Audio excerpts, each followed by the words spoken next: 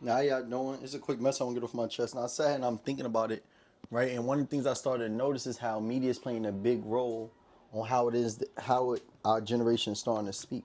What do I mean by that? Like, I always knew it, but I never really put it to words of how media influences a lot of parts of our life. And one of them is the way in which we speak. And I want to make sure I get this mess on my chest, especially for my young black men. And excuse me, because I am preparing something to eat. But I want y'all to know how important it is that you become mindful of what it is that you watch. For what you watch not only impacts how it is that you start to navigate your society or navigate the world in your environment and how you see yourself, but also how you speak. Like, it's not a problem speaking in, some people may say ebonics or talking in slang, but knowing how to articulate your thoughts in a manner to which other people can understand that did not grow up in your environment is also important. And what I'm seeing a lot of people starting to do is like, yo, what up, slime? Yeah, mud. Yeah, gang. And all different type. But every time I come back home, it's a new one. But what I'm trying to get y'all to understand is it's important to also know that how you speak is important. I don't want to make it seem like, they want to say, oh, the colonizer, you be trying to talk white. But no, knowing how to effectively communicate your thoughts is a valuable skill that all young men need to know how to do. And I don't want you to feel like it comes at the expense of being black or being who you are because you learned how to speak and communicate the same thing differently. Like I too sometimes be like, yo, nah, y'all doing? Or I might, what up, bro? Nah, what up, fam? Or yeah, gang. I sometimes say that. Excuse me. But I too know how to switch it up. And what I want y'all to know is knowing how to effectively communicate your thoughts in a manner that's outside of how everybody in your environment can understand is going to be extremely important. So all the mud, all the slime, yeah, bro, yeah, gang, it's just some words I don't even know that y'all use. But learn how to communicate your thoughts is important. And I want to make sure I, encourage y'all to understand that. And I would say some advice on how you go about expanding your vocabulary, learn how to communicate your thoughts. It often starts with changing what it is that you watch and watching other people speak. What do I mean by that? One of the things that effectively will assist me in learning how to effectively deliver certain messages is because I watch a lot of speeches. And when I watch different speeches, sermons, or lectures, what happens is there are times where the person delivering that lecture or that message, he would say something in a manner to which I felt but didn't know how to articulate it. And when he says, I'm like, I start to adapt their language and start to say what it is that I feel the way I heard them say it. And what I'm saying to you is when you start to change what it is that you watch and have different references of how different people communicate, you can then adapt and take certain words and phrases and start to use them. And now you start to come across as someone that's intellectual, but all you did was learn from other references. And the other part of it, I'll say, expands your vocabulary is through reading, right? So it's the content that you consume, but it's also what it is that you read.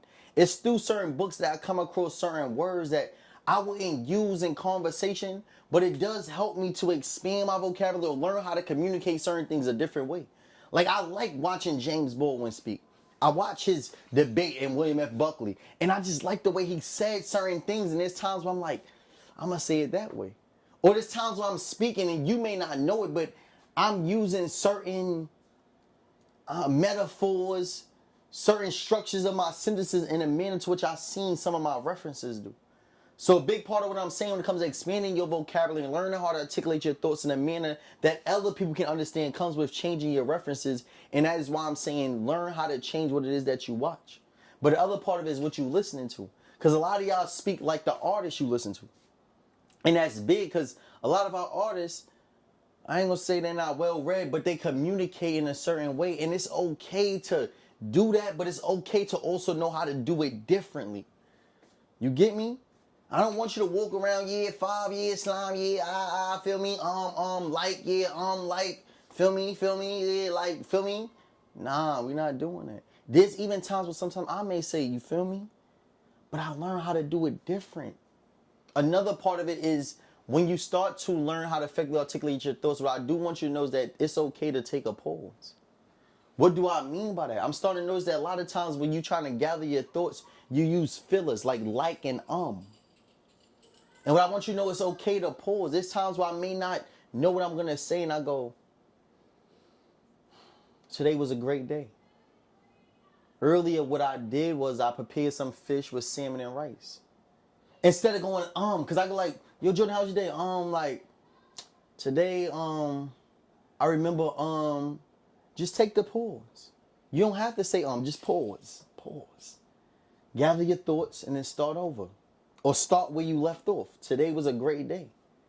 I woke up, I exercised, I did yoga, then I went and worked out. So what I'm just trying to do is not necessarily critique our language, but want us to learn how to expand the way in which we communicate. But a big part of that is understanding how media plays a role in the language that we use. So if you intend to change the language or learn how to articulate your thoughts a little bit differently, it starts with changing your references. So you have to change the content that you consume and also the music that you're listening to. So I encourage you not just to watch my videos, and if there's ever a time where I'm saying something that helps you to understand how you feeling, start to use the language that I'm using, adapt it, or find other references and know that it's okay to adapt the language of those that you're watching.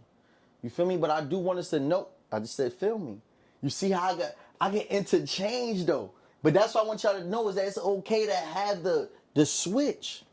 It don't make you no less of a person, no less of a man. It don't make you white learning how to articulate your thoughts. And I'm mad when people say that. So I don't want you to fall into that loophole. People make it seem like because you know how to effectively articulate your thoughts in a manner to which those outside the environment may not understand that it makes you white. It don't.